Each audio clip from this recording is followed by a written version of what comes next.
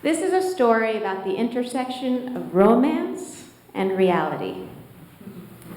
On East Main, you can find a small traffic light that stands alone in the middle of the street. It has been there for decades, during which Beacon has seen a lot. Other similar lights were removed as the roads changed over time, the city deeming them dangerous obstacles maybe, or just not relevant anymore.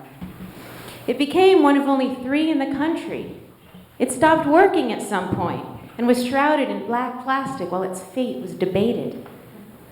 I don't quite know what brought it about, but the light was eventually repaired and reliably blinks yellow or red at its post, whether or not anyone is there. And as Beacon has gotten busier again, there always seems to be somebody making a turn. My painting of this light was not so much a romantic gesture as one of observation and response. My interest in old things with a sense of history is part of what inspires me. After 10 years of painting and sporadically exhibiting, with the support of various jobs, I can propose that one romantic vision of being an artist is to have ample space and time to make art, then to have eager galleries and dealers clamoring to show and sell it. Turns out, romance is a lot of work.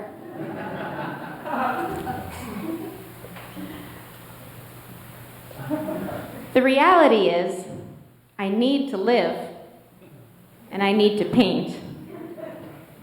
I want to engage the public, support artists, and open a good-looking place to show art on Main Street.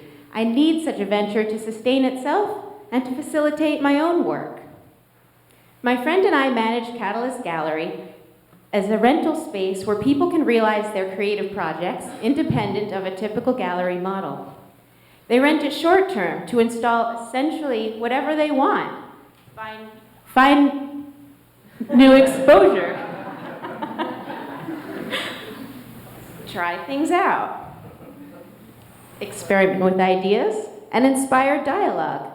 They have full control, which is something we as artists so often end up handing over to someone else or waiting for others to make decisions about our work.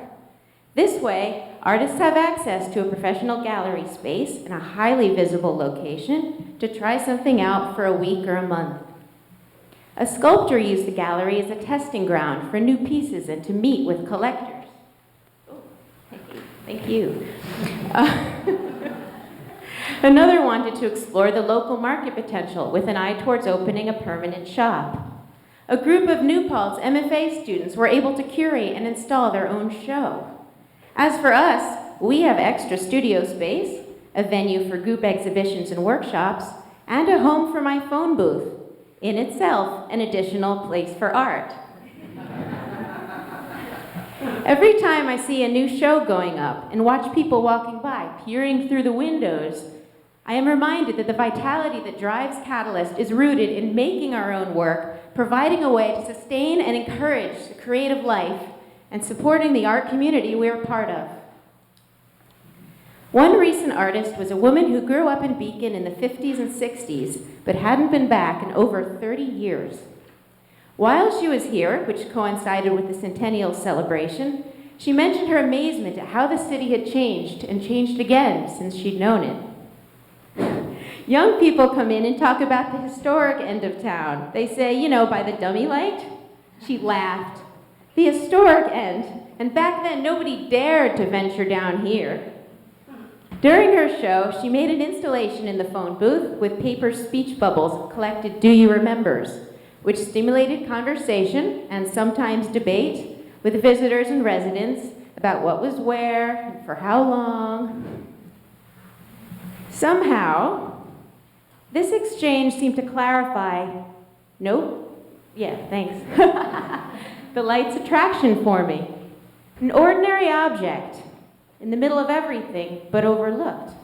It faced indifference and neglect, and is now not only fixed up, but used as a local point of reference. I'll meet you at the dummy light. And an unexpected source of inspiration, embodying the romance of looking back and the reality of moving forward. Thank you.